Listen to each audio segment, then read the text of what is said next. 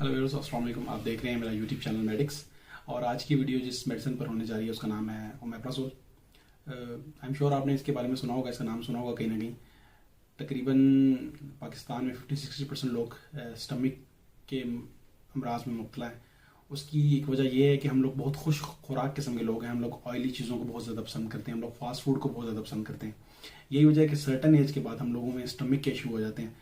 और ज़्यादातर जो स्टमक के इशू हैं वो आपकी गैस्ट्रिक एसिड से रिलेटेड होते हैं, यानी मैदे की तेजाबियत से रिलेटेड होते हैं। मैदे की तेजाबियत की वजह से ज़्यादातर आपको बीमारियां मैदे की होती हैं।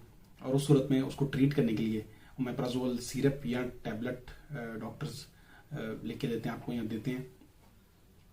ये एक ऐसी मेडिसिन है जो कि मैदे की तेजाबियत से होने वाली बीमारियों को ट्रीट करने के लिए दी जाती है। उन बीमारियों में गर्ड यानी या खुराक की नाली का इन्फेक्शन या फिर मैदे का इन्फेक्शन या फिर अल्सर जैसी बीमारियां आ जाती हैं। ये सारी बीमारियां मैदे की तेजाबियत से रिलेटेड है और इन सबको ट्रीट करने के लिए ओमेप्राजोल ही दी जाती है। हो सकता है कि डॉक्टर आपको मैदे की बीमारियों के लिए इस मेडिसिन के साथ और मेडिसिन का भी इस्तेमाल कराए, लेकिन 90% चांस ये है कि ये मेडिसिन उन मेडिसिन के साथ कॉमन हो गई है। ये मेडिसिन लाजमी दी जाएगी मैदे से रिलेटेड किसी भी इशू में।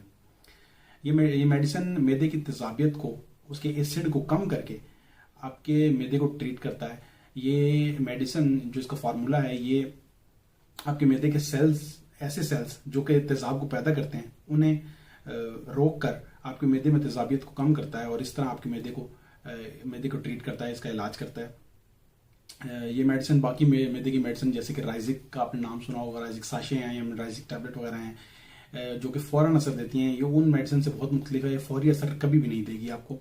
इसका असर जो है आपको 4-5 दिन बाद होगा और ये परमानेंट डैमेज को ट्रीट करने के लिए यूज होता है। ये टेम्परेरी इसका इलाज के लिए नहीं है। ये मैदे के किसी भी टेम्परेरी इलाज के लिए कभी भी यूज नहीं होगी ये। इसके अलावा अगर इसको आप साइड इफेक्ट की बात करें तो इसको अगर आप लंबे अरसे तक यूज करें या किसी पेशेंट में इसका स्वेयर किस्म का साइड इफेक्ट भी बगैर लंबे अरसे तक यूज के भी देखा जा सकता है। उसमें आपको स्वेयर किस्म का डायरिया हो सकता है या फिर आपको स्टूल में ब्लड आ सकता है या यूरिन में ब्लड आ सकता है। अगर ऐसा हो तो आप फौरन अपने डॉक्टर से रजू करें, क्योंकि ये बहुत सीवियर किस्म के साइड इफेक्ट हैं और ये कॉमन नहीं होते।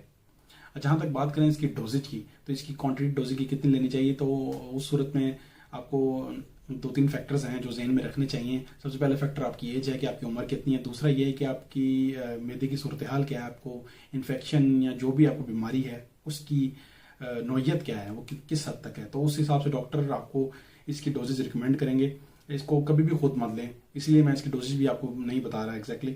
इसको आप जब भी लें आप डॉक्टर की रिकमेंड की हुई डोजेज के हिसाब से लें। इसे जितनी भी डोजेज आपको बताए आप उसी हिसाब से लें इसको। उम्मीद करता हूँ आज की वीडियो आपको पसंद आई होगी। अगली वीडियो तक अल्लाह हाफिज, शुक्रिया।